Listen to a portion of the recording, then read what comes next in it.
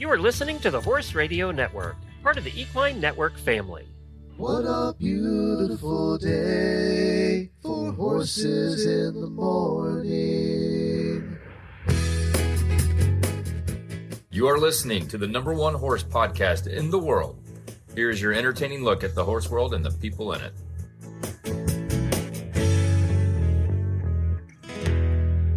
Well, good Monday morning, everybody. I am Glenn the Geek from Ocala, Florida. And I'm Jamie Jennings in Norman, Oklahoma. You're listening to Horses in the Morning on the Horse Radio Network from Monday, March 24th, episode 3653, brought to you by WERM Flooring. Good morning, horse people.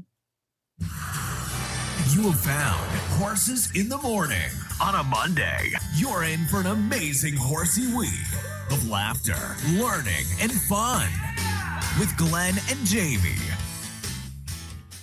Well, good morning, everybody. Thank you for joining us on this Monday morning. We have Mandy coming back to us. She lives in Mozambique, and she wrote a book, and we had her on a couple years ago, and she does the Mozambique Horse Safari with a bunch of rescued horses.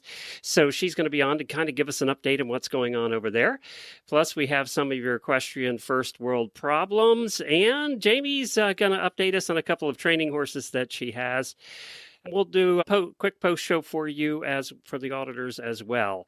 So, kind of disappointing weekend as far as our racehorse is concerned. My whole weekend was just, I was just glued to my phone trying to figure out what had happened to Caldera. Bless his little heart. So for those who maybe didn't see the race call or know who Caldera is, he is the kind of the listener horse that we all bought into for my racehorse. And so we all have a emotion. There's like 50 or 60 of us too. Yeah. There's no like financial interest in this. It is strictly emotional. And so Caldera ran in the $1 million Louisiana Derby over the weekend. And, you know, we're on the in and out of the computer, we're ready for him to break, gates open.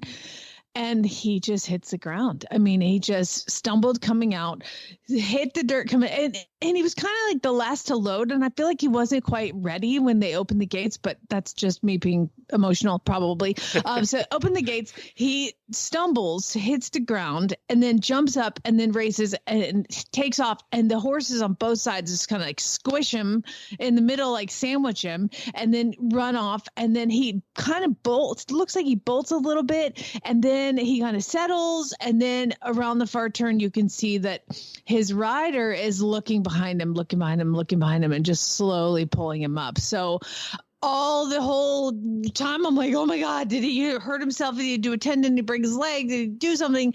Well, give us the update, Glenn. Well, they're very good at myracehorse.com at sending out update emails about your racehorses. Very good, actually. Yeah. And last one we got is Lucas Barn reports that Caldera appears thus far to have exited yesterday's race in pretty good order, except for Pitt making us all mad. He did grab a quarter, and we all know what that means. So coming out of the gate, they figured that's when he did that. But apparently he's scoped clean and jogged sound. You know what? I think this boy has a temper. When Caldera doesn't like the way things go, he just kind of gets mad. You know, thus the little bit of bolting and just has an attitude. I don't know. I guess the best ones have attitude problems. Well, it kind of says it in the second paragraph here. Caldera is still somewhat immature. Yeah, that's what it looks like. It's like.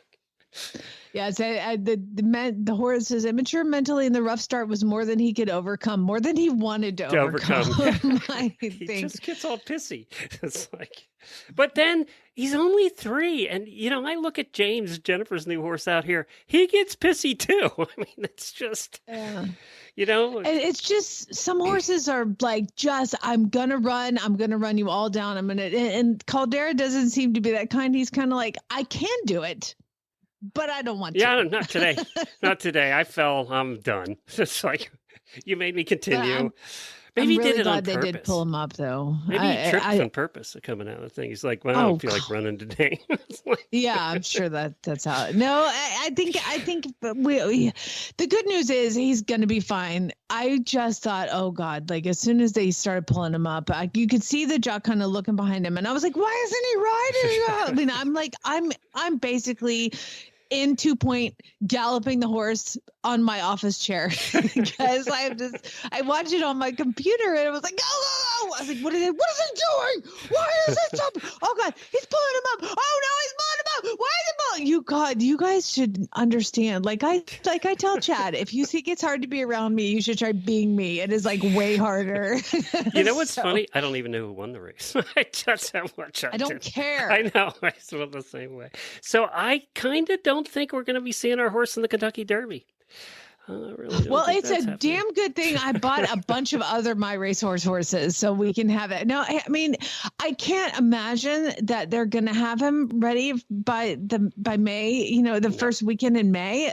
But if they do rerun him back in the next week or two, because they did pull him up and wrap him up and save him, but I just can't see him being like, I'm ready to take on 20. And one thing I will say, having seen the emails now from the Lucas Barn, they seem to be pretty conservative over there about, they don't push him into races. So they seem to be pretty good about doing what the horse is ready to do. Yeah, well, they scoped him. He's scoped clean. He jogs down afterwards. Aside from grabbing the quarter, he's no worse for the wear. So that is the good news. They said he's back at Oaklawn Park, and they're going to get him back to work and just see how he's training. And again, what's great about the My Racehorse horses in this situation is, you know what? Dwayne Lucas makes the call, not us. Not us. Even though there are Facebook pages, there's a Facebook page for Caldera owners. There's one for Horse Radio Network Caldera owners, and there's one for Caldera owners. And I'm a member of both. I don't belong to the other one. Don't do it. Don't do it. That'll just piss me off. Oh my God. There's so many racehorse trainers on that page. It's insane. And I'm like, hey, you know what? We should probably let Dwayne Lucas do it because that's what he does. It's like when I went to have a baby and they were like, what's your birth plan? Because people like write up birth plans and I want this is it.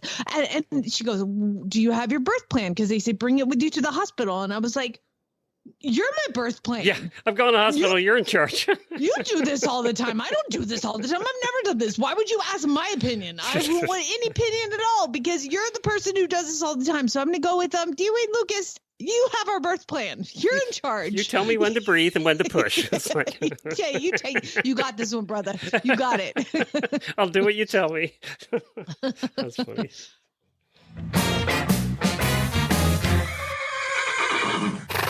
Notice I was trying to change the topic there. No more baby talk. No more baby talk. No more Caldera talk. Happy birthday to two of our terrific auditors. Have been auditors for a long time, Laura Blankenship and Alicia Barden. Happy birthday to both of you. Alicia's actually been out to the farm with her mom here to visit once last year. Before we had the house, we just sat around in the empty land when they visited. So, hi, this is my field. Yeah, exactly.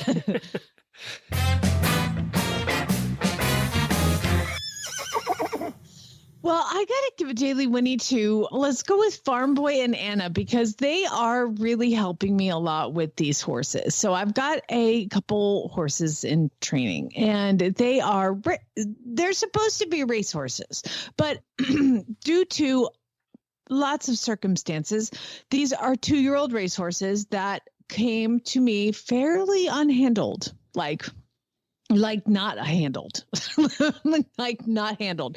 And so the goal for these horses to come to me was to start as racehorses and send them on to a trainer who is a friend of mine who trains racehorses and is a great dude. And like, if I had a racehorse, this is where I would send them. So I'm like, okay, I'll get them started and then we'll send them to this Scott Young to start. Like, cool, great. Okay. So the horses come and I'm like, oh, we gonna have to back up a little bit because these are basically feral 2-year-old racehorses. And they had been to another trainer, racehorse starting trainer, and they did not have great experiences. So the owners found them wanting some kinder, gentler methods. So they went and picked him up and they brought him to me. So let me recap. You've got feral horses who are a little pissed off about life right now. I'm trying to be gentle with this. Okay, so basically what I have is the equivalent of 2 thoroughbred Mustangs. that are here to be started. And so I've had to change the goal to these horses. The goal is now not to start these horses. The goal is to make these horses handleable. So I have kind of like you couldn't catch them. Obviously, like the first day, I actually, the first place horses come when they come into my house is they go out in the arena. So they can see the road, they can see the cars going by. And then that's a great place where the trailer in this situation, we had to back the trailer up to the arena, open the door and just let them out. So they had halters on, they had breakaway halters on, which one immediately broke away one of their halters. So they're in the arena. And the day one, I just walked into the middle of the arena and they just ran. And my arena is 100 by 200. So it's fairly big. And that was too much pressure for them. So they started in the arena and eventually we kind of like gentle them down into coming into like a smaller area where I can start to handle them a little bit. And they kind of knew how to lead unless something scared them and then pew, gone. So I've now got them to where yesterday was huge. One of the horses has not had it. Well, neither of the horses have had their feet done in a year. But fortunately, one of them, the feet can do stuff. Like they're fine. But the other one is a mess. So I've been focusing on picking up feet for that one. And yesterday, I was able to, at the end of our experience together, and again, I have help with this because everybody goes, don't get hurt. I'm like, listen, I have to work. Like it's dangerous, but I'm trained. Like I would tell my dad, I'm like, this is why I went to Monty Roberts for years to learn how to do this safely. Okay. So now you can walk out and you can put a halter on their head. You can lead them into the barn. And for the first time yesterday, the one who has the really bad feet, I was able to pick up all 4 feet and clean them out with a hoof pick. So These farrier is scheduled for this week. And so what I told the owners, I was like, listen. You must have one tough farrier. Well, I texted him last week and I was like, hey, I've got some really fun ones for you. And I should read you his text because he gets me. Okay. like he just gets me. Let me find it here. Yeah, you must have a tough farrier because most farriers don't want anything to do with that. So I text him. I'm like, I have some really fun ones for you. And he just writes back, I can hear your sarcasm. And I wrote, give me 1 or 2 days and he'll be an angel. I swear. And he goes, okay, well, I'm going out of town this weekend, but when we get back, I'll find a day or two. And I was like, psh. Like he's going to be, I said, oh, he will be so perfect by then. I may have trimmed him myself. And he responds with, if you do, please video it for me because I'd like a good laugh. So farrier is scheduled this week. And as of now, I mean, you have to go real slow around them. But as of now, you can actually pick their feet, one of them's feet up and clean them out with a hoof pick. And then we practiced haltering. Now, all of these things that I have done, I film a little bit of it and I've been sending it to the owner. Like, hey, this is where we're at. Like, I don't want you to think I'm not doing anything. And when you get these horses back, they just lead and you can have their feet trimmed. But I was like, this is kind of where we're at right now. And I've been sending progress videos every single day. And she called me yesterday and she's like, I just want to thank you because nobody has ever I was going to say nobody does that. Any feedback ever. And I'm like, no. Well, I want you to know again, it's like people that I train their horses. I always do videos every day. I work with the horse. I try. And I'm like, because I want you to understand, I'm not just training this and their situation is different, but I'm like, I'm not training the horse for me. I'm training the horse for you. So you have to see what's going on. You have to be involved and you can't come every day. And you sent the horse to the trainer. So like to me, and then she told me that the last trainer they sent them to wouldn't let them come.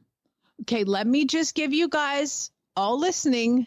If the trainer you sent your horse to won't let you come watch, find a new trainer.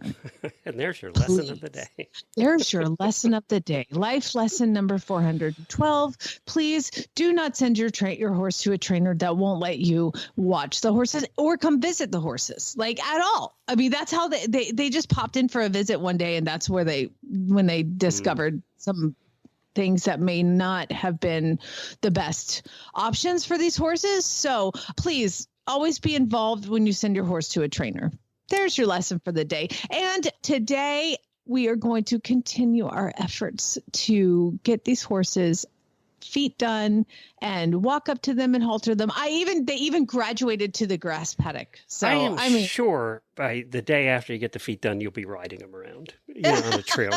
Yeah, any minute now. It's a problem. I have to tell the farrier, okay, you're going too fast. Go slower. Go slower. Slower. It's like, I'm trying not to die here. Just shut up. Please, slower. But it's really, really fun. And this is like, I love this stuff. I love it. Love it. Love it. I wish I had the facility that Monty had, because I could have done things a lot quicker. But I love doing stuff like this. And there's one of them.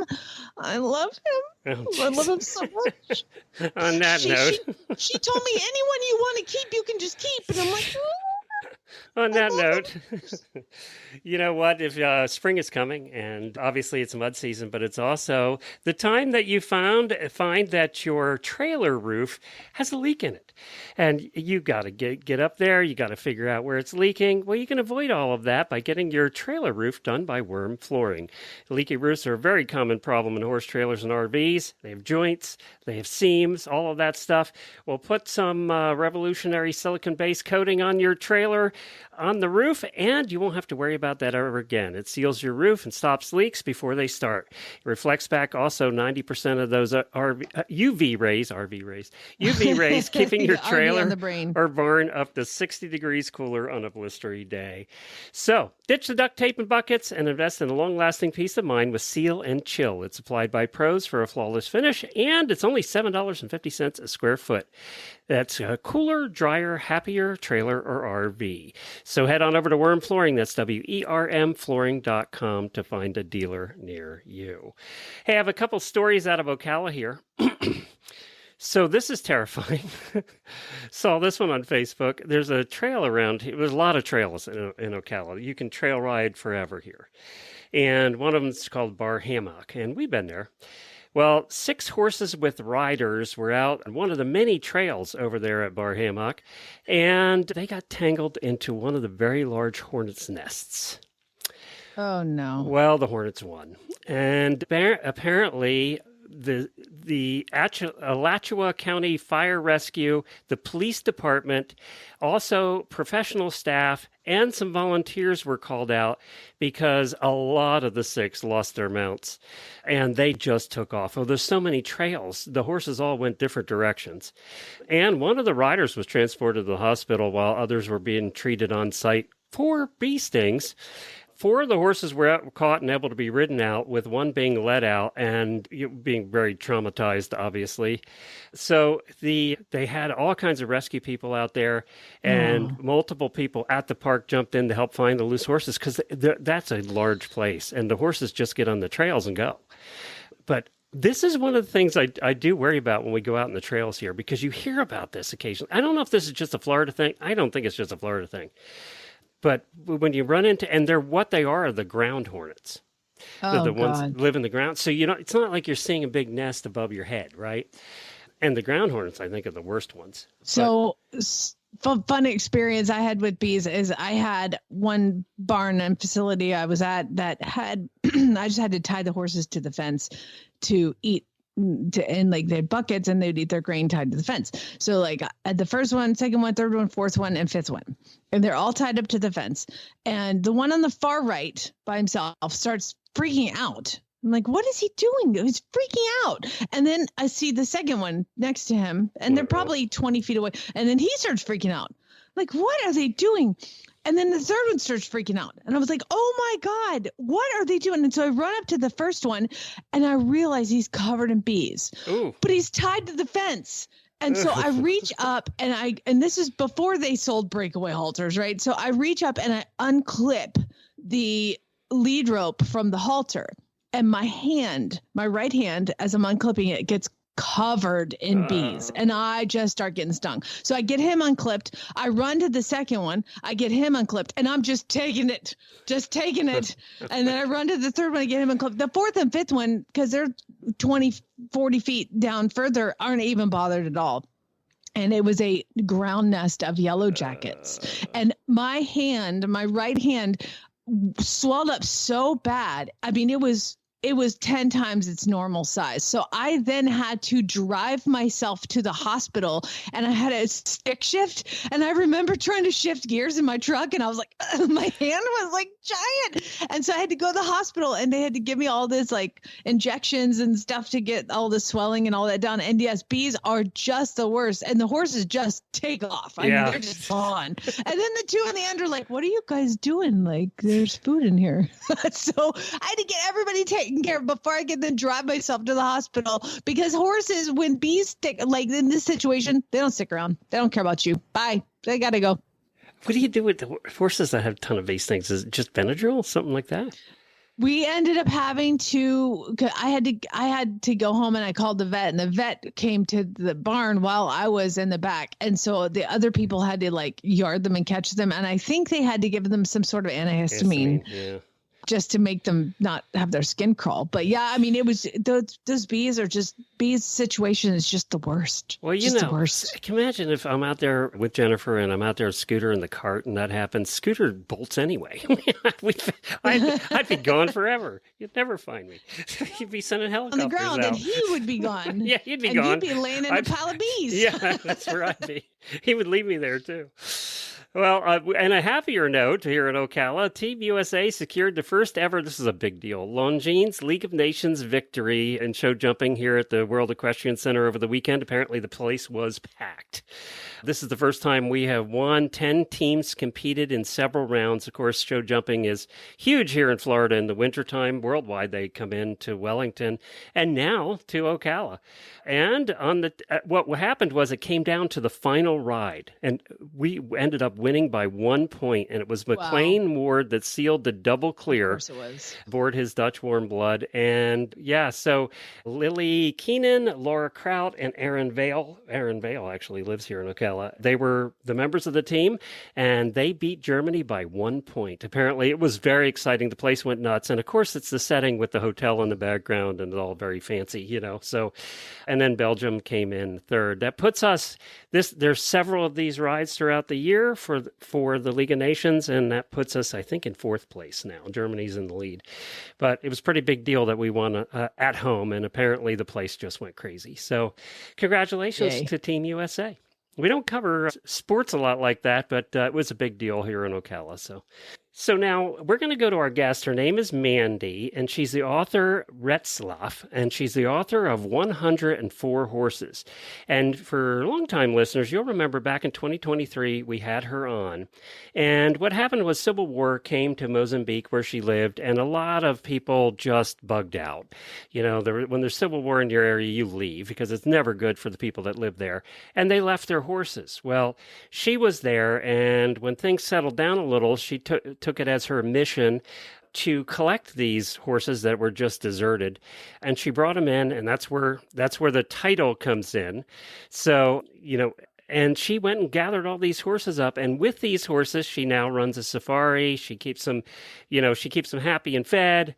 But it was quite a story, and I'll put a link to the previous episode where she told that story. What we wanted to have her on today was to talk about how things are going and how she's doing since then. I know the book's very popular. It's like 500 reviews on Amazon now, and it's called 104 Horses.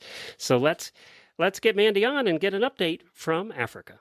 Mandy, thank you so much for joining us again. We really appreciate you coming back. Well, I'm so glad you're having me back. I'm very humbled. Thanks so much. And this time I've got Pat as well. Well, I'm glad Pat's here. He's half the equation there in Mozambique. So tell us, since we talked to you last, how things are going for you and all the rescue horses. Well, everything is great, and it has been great. There's been a bit of political disturbance in Mozambique. Probably you heard about it, a dispute about election results. And unfortunately, it caused, sadly, a bit of media coverage.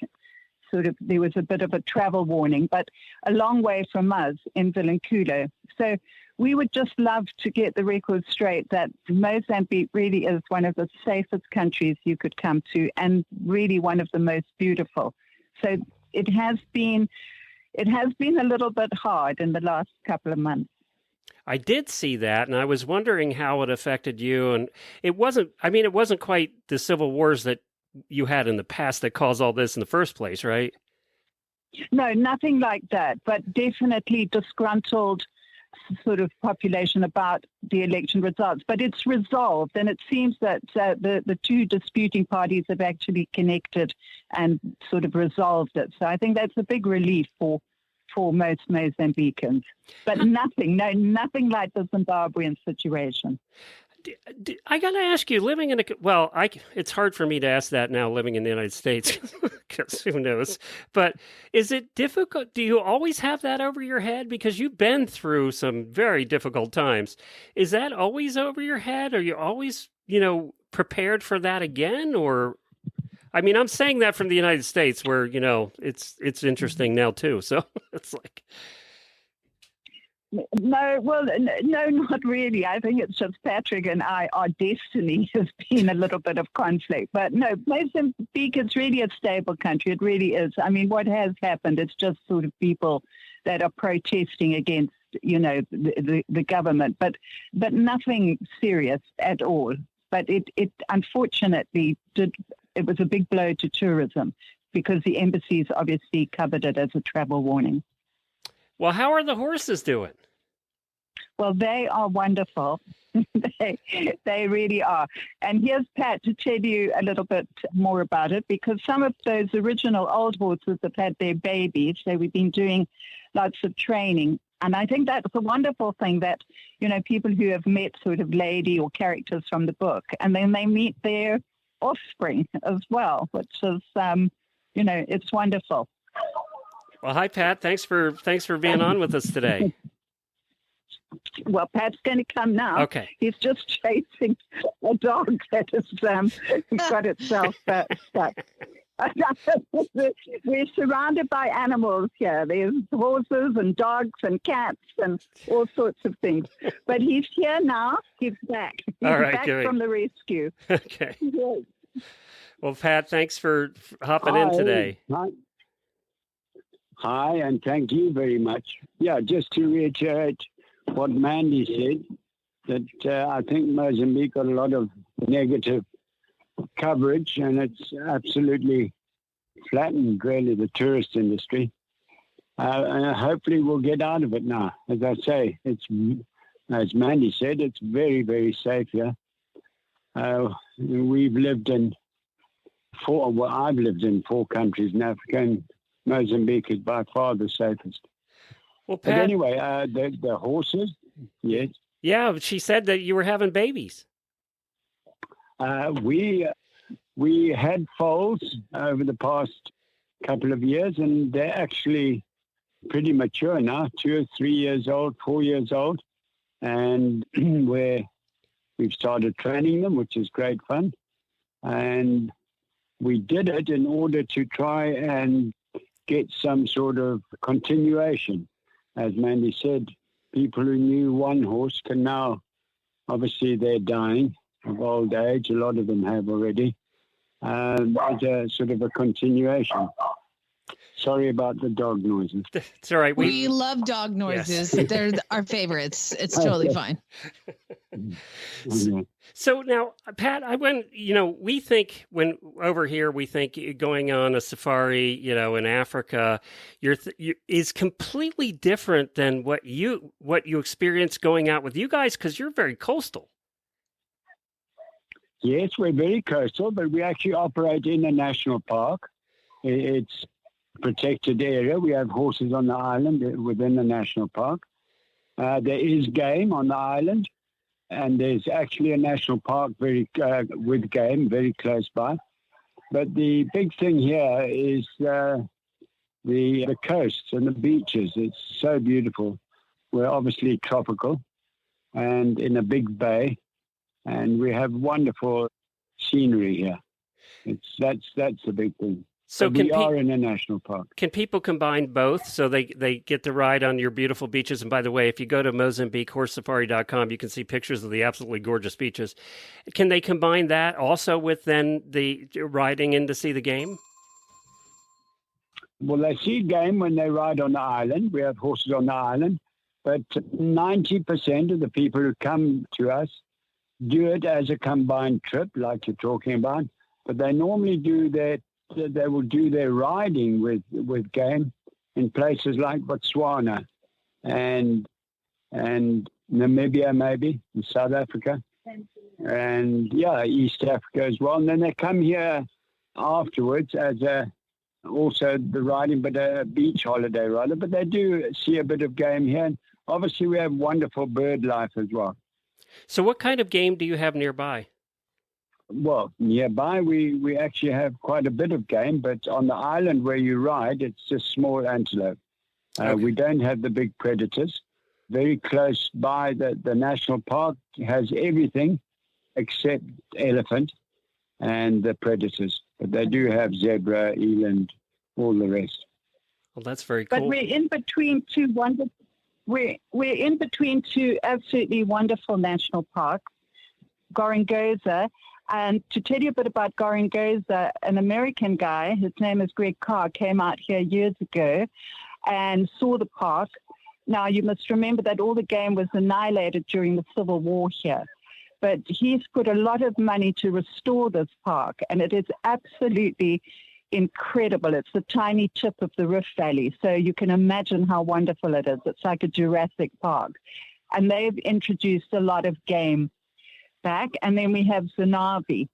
But as Pat says, our packages really, our riders that come, they usually do Kenya or Botswana first, and then they come to us, and our highlight is riding these beautiful beaches.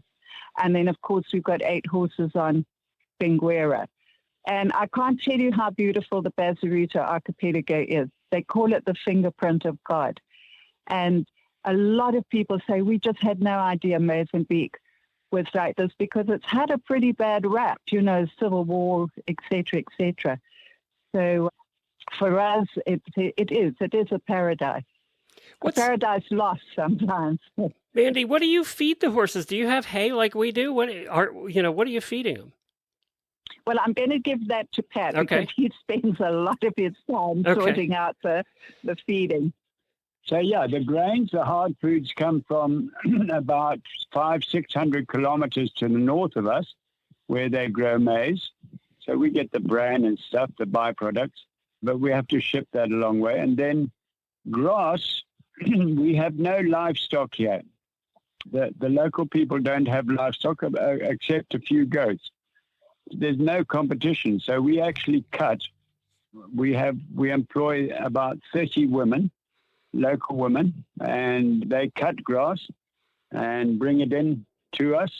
We then sort it all out and we feed in hay nets.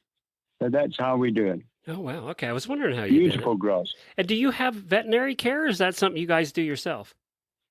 Yeah, unfortunately, the veterinary care here there's not really. We do have vets. We do have vets coming in occasionally and occasionally on holiday as well. So we make use of them, but not really equine vets. So we do most of it ourselves. If it's serious surgery, we have to fly in a vet from South Africa. Unfortunately, we've got a direct flight from Johannesburg to Belanculas. So we've called them in the past for eye surgery and, as I say, any serious surgery. And I assume that you guys do their feet then? You trim feet and all yes, of that? Yeah, I do. Yeah, I do all the feet myself and all the veterinary stuff, except the really surgical stuff or difficult stuff I would do myself. And I've always done it, so it's no big deal. Well, I got to ask you before we run out of time, I'll post a link to your website so people can find out how to go there and to book. Do you also provide accommodations for everybody when they come? Yes, they do. Our guests stay in Seahorse Casa, which is lovely, right on the beach. and it's really gorgeous. So when are you two coming over? You ready, Jamie? You ready to head over? To be fair, my husband is here right next to me, and we, this entire time you guys have been talking, have been trying to figure out flights to get there.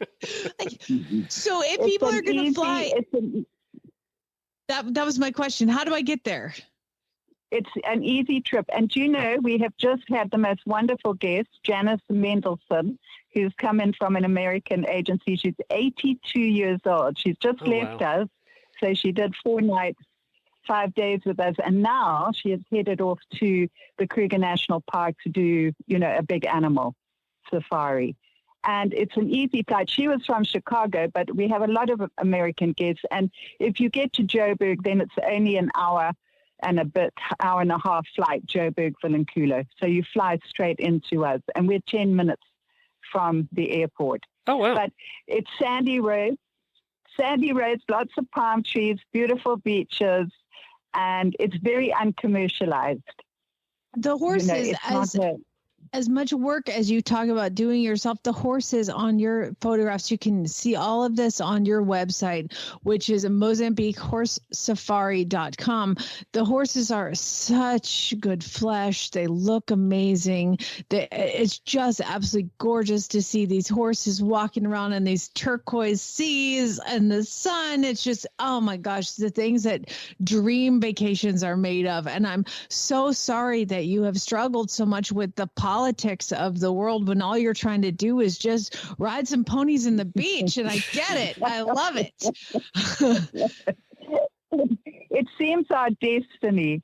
But, as I told you before, you remember in that last podcast, I was saying when you cross the line, don't you? When you become the custodian of horses that can't fend for themselves, like what happened to us and coming into this country, they are forever in your care. So you have to do the best you can to keep it going. And when you have a slump like this in the business, I mean, it's not only horses. We also have 47 people working for us who depend entirely on us. So it's a blow when these sort of things happen unexpectedly because you've got a lot of people to look after. Well, let's hope we can get a few people over there anyway. It is MozambiqueHorseSafari.com. Thank you guys for joining us again. We really appreciate it, and the pictures are stunning. Your horses, I mean, they look like in these pictures show horses that you'd be ready to take to any competition worldwide. I mean, they really look good. Thank you so much. That's a compliment to the horses. They are beautiful horses. They're sort of a mixture of Arab and Boer Pat, which is a local breed, and we have a few Frieslands, white carriers, slightly bigger horses. But they're lovely horses, very basic, hard, strong, willing horses. Well, I do have to ask one more question because our listeners always want to know. And are we talking any riding ability from beginners all the way up to, very experienced riders? Well, most of our riders are experienced, obviously, because a lot of them come from the game safaris, so where they have to be competent. But we take everybody. We have had lots of people who are very new in the saddle, and we look after them. We don't have set dates like the game guys have to do, where they need so many people to get going. We take individuals, 2s or 3s. Yeah, so it is easy for people if they're not. We get a lot of, a wife will ride and a husband won't, and then he goes fishing or, he sort there of. There you go, Jamie. Chad loves to fish. How can I leave my husband at home and go for a ride? That's perfect. Please bring him. Please bring him. Well, we appreciate you guys being on. Good luck, and we're thinking about you. Well, thank you so much for having us from both Pat and I. It's really great, and I'm so glad that you allow us to talk about beautiful Mozambique. And for anybody out there, they must read the book, which tells the story about how we got here, because a lot of people ask, well, how did you end up in Mozambique? Well, and to reiterate what Mandy said, very, very safe. I mean, so safe. We don't have security fences. It's an incredibly safe country. And I'll put a link to the book, too. It's called 104 Horses. It has 500 reviews on Amazon. It's doing very well. So I'll put the link to that as well. Thanks, guys. We'll talk to you again soon, all right? We'll check in again. Well, and all the best to you guys as well there. And come and visit us. We'd just love to have you out here. Thank you. All right. Bye-bye. Bye, guys. Bye. Okay. Anybody here who complains about having to the vet not being able to see him today and having to wait 2 days? Think about flying him in from South Africa.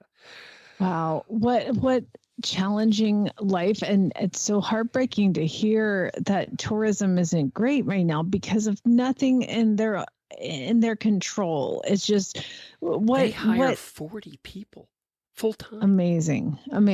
And if you remember right, they went there, they kind of just fell into this. I mean, it wasn't something they planned to do. They just kind of fell into it. Their whole story is in that previous, I'll put a link to the previous episode. It was an amazing story of these two. And they're so sweet. I mean, it's just, and by the way, the accommodations look really nice too. So, and the beaches, I mean, my God, we'd pray to have beaches like that in America. These are... Oh my gosh, I want to ride in those turquoise waters. They've got some pictures, like you can see they've taken the pictures underwater, and it is just as clear underwater as it is over water, above water. It's amazing. Now, when we made a pact, Jamie and I, 15 years ago when we started this show. We did? Uh-oh. Yes, we did. We made a lot of pacts. We made a lot of deals about who was going to be on the show or not. And one of the things we were concerned about is when we had safaris or trips or guides from other countries, we were going to make sure and do a little research to make sure the horses were healthy. Yeah. You don't have to worry about that here. They look like show horses.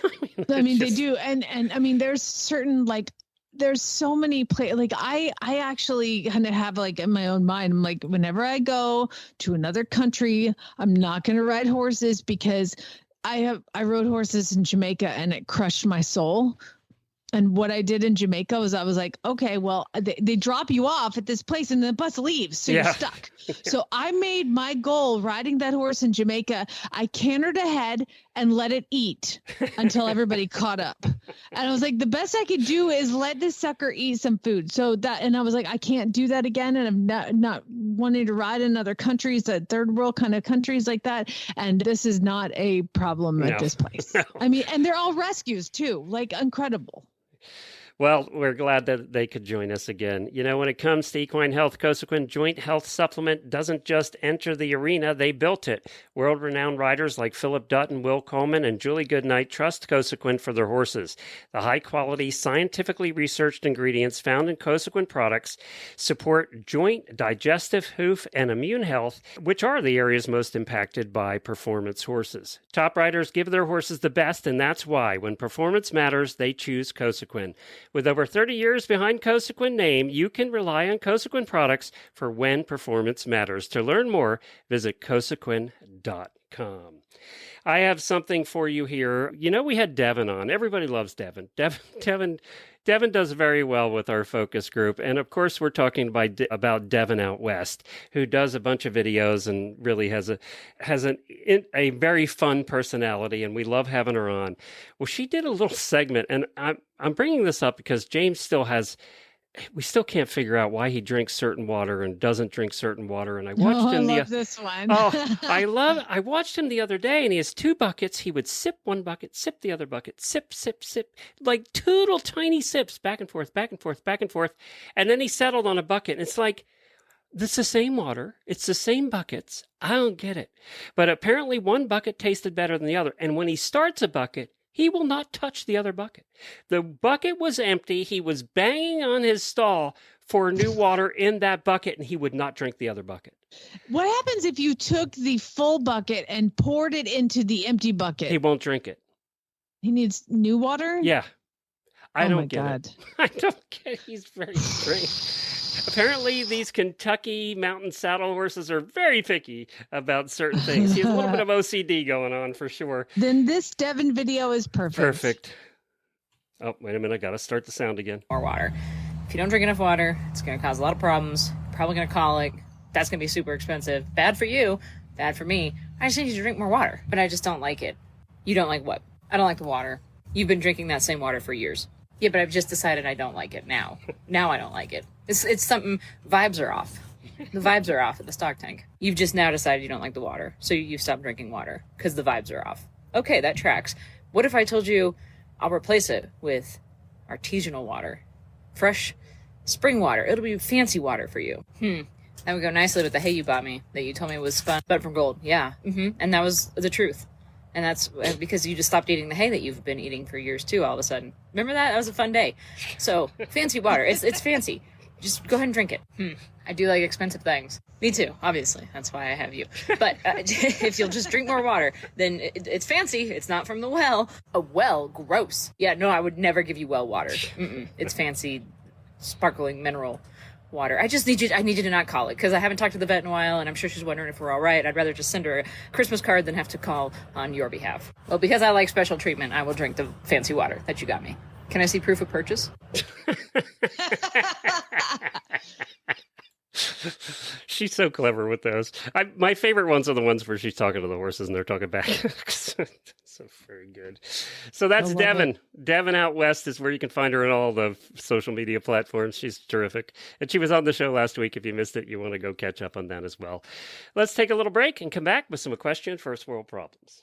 For first-time horse owners and new riders, finding the information and support you need can be challenging. That's why Equine Network has partnered with Sentinel and Absorbine to bring you My New Horse. From important horsekeeping information and how-to videos to social media communities, exclusive experiences, and more, My New Horse is your one-stop shop for riders of all levels and disciplines looking for easy-to-understand horse care information and guidance. Start your horse ownership journey today. Visit mynewhorse.com. It's time for the weekly look at your equestrian first world problems. This ought to be good.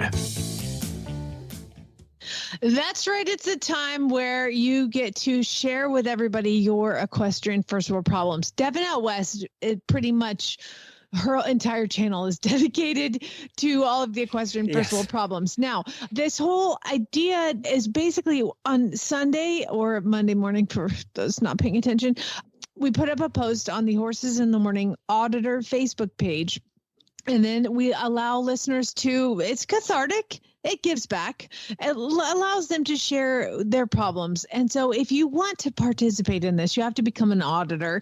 Glenn, how do they do that? Just go to horseradionetwork.com, scroll down the middle of the page and click on the auditor banner. And for as little as $3 donation a month, you can join the party and join the auditor room, which we had all kinds of conversations going on this weekend.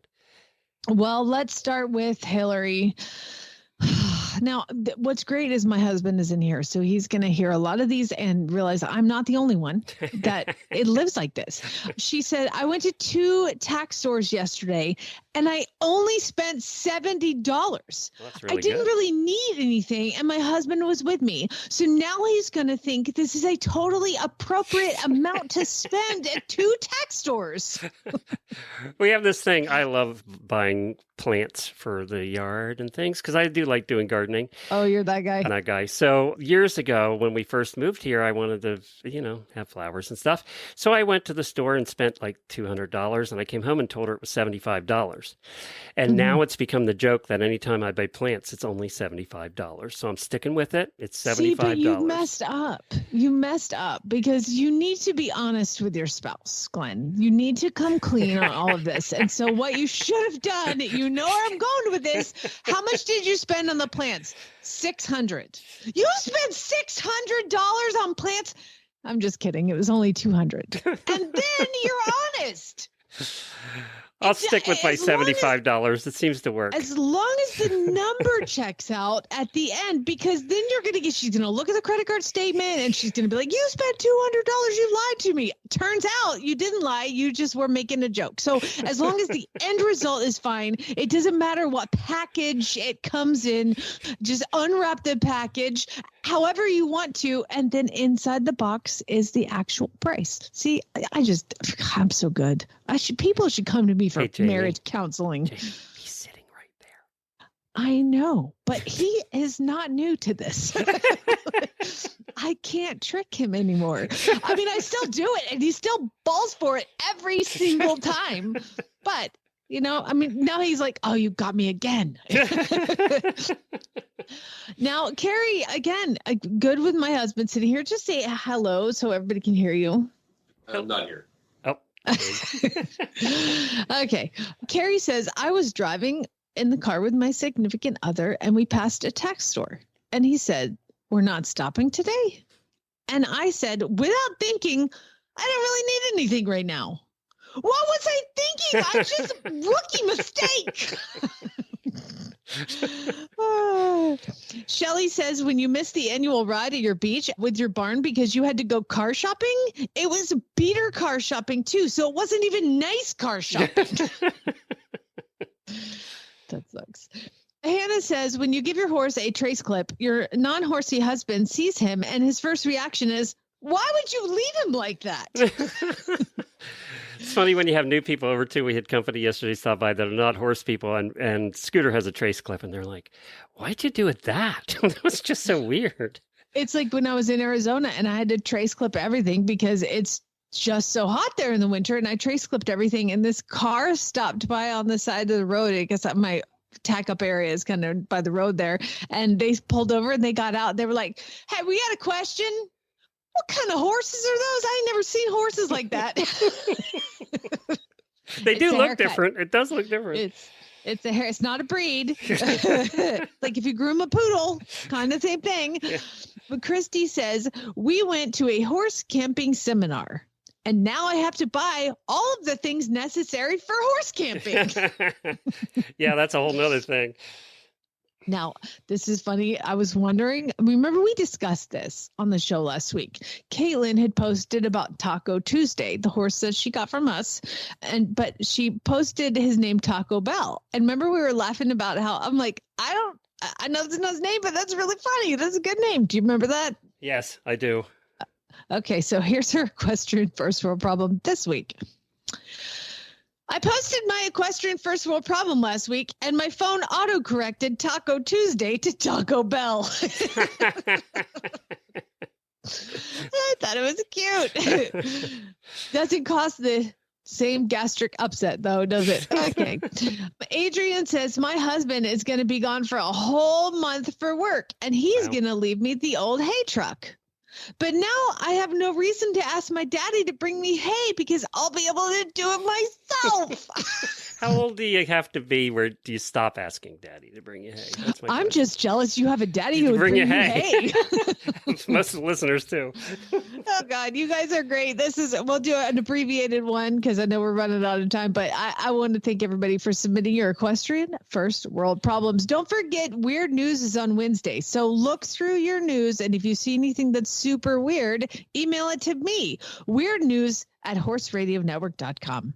I also wanted to remind everybody that it's open right now to register for the virtual TEVIS that we talked about a couple weeks ago. If you search on Facebook for HRN Virtual TEVIS 2025, you can join the HRN listener team. And, you're encouraged to ride 100 miles in 100 days. It could be a mile a day. It could be any of one of those and actually includes walking or riding or whatever. So head on over to HRN Virtual TEVIS 2025. Jennifer signed up, so she's all ready to go. The actual riding begins April 1st, but you sign up now. So I wanted to remind everybody about that. And we'll leave you with it's National Cocktail Day. So what are your favorite cocktails, you and Chad? Oh my God. Let me try not to sound like an alcoholic. Okay. So I have this new fun thing that I've been doing for the past probably week because I heard it was healthy. Okay. It's good for you, Glenn. Okay. So I've been making, it's breakfast time for you. So you're not going to really be into this, but I think it's fantastic. I go to Costco and I get some really good pickles and like pickles that don't have food dye in them or a yellow number 5 or anything. You just get proper, healthy, organic pickles. Okay. And you take the juice of the pickle and you pour it into a cocktail and with maybe is this sweet pickles or dill pickles? Dill pickles. Okay. Gross. Who wants sweet pickles? These are nasty. Okay, so you take the pickle juice, and it's about a 50-50 pickle juice to vodka, and you put it in a shaker, and you shake it. And I've been making pickle martinis every night. Okay, this does not sound good at all. You're at breakfast time. time. You want something sweet. Oh, Plus, you God. like drinking syrup anyway. But I will tell you that I'm sorry, pickle juice martinis. Like every night, I just have one. Like after dinner. God. Oh, I'm going to ask so in good. the auditor The room how salt people craving. feel about that gross concoction. Please tell me Chad doesn't like these. Chad, do you like my pickle martinis? That'd be the right time of day. You said it's got to be the right Like time when of you're day. already drunk. Yeah, that doesn't hurt. Pickle martinis, you guys, amazing. Gross. It's low cal. It's good for you. It gives you proper electrolyte consumption, and apparently, pickle juice helps with cramps. So, I mean, you're welcome. It's like curing hangovers before they happen. Okay, shut up. Happy. Mine has to be day. strawberry daiquiri. Yeah, still mine's strawberry daiquiri. I don't fruity. think anybody was gonna. I wasn't even gonna ask because I know you're. I have a drink, second and favorite now, and that is Scooter's Kinky Pony, which Oh, was yeah. invented by a listener, and it's a listener that happened to be on the last cruise and brought all the makings for the party the night before we went on the cruise. And let me tell you about, I don't remember the exact recipe, I have to look it up again, but Scooter's Kinky Pony, let me tell you, you don't want to drink more than 2 or 3 of those or you're going to be not going on the cruise. So I'm gonna give everybody a picture of you and me together. Okay. So let's go back Where are 15 we at? years. 15 years. Oh. You're living in Lexington, Kentucky. And I fly in, I believe I flew into Louisville. And you and Jennifer picked me up We at did? the airport. Maybe Cincinnati. Maybe I flew into Lexington. I can't remember. can't Anyway, either. you picked me up at the airport. The first thing you said to me is, wow, you're a lot shorter than I thought. That's a good start. And then it's time to eat. Here we are Okay. 15 years later. Yeah. And then it's time to eat. And so we on the way to their house, we go to a restaurant and sit down. And it's like dinner, and so the waiter comes over and we discuss, are you going to get a drink? Yeah. So the waiter comes over and I'm like, hey, do you guys have like any like darker beer? So I ordered like some really like kind of like oaky Kentucky brew with dinner. And then they like turned to Glenn, what would you like? And he's like, I would like a strawberry daiquiri, extra whipped cream, please. Strike 2. I'm like, what is happening right now? I cannot believe I am applying for a job with this weirdo. And 15 years later, beer. here we are. I can't stand beer.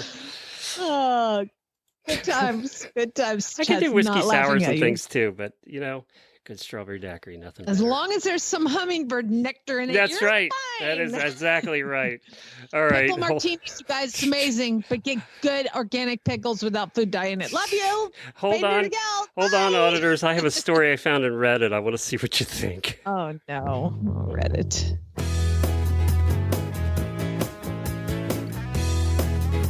All of it's true, and we're still here.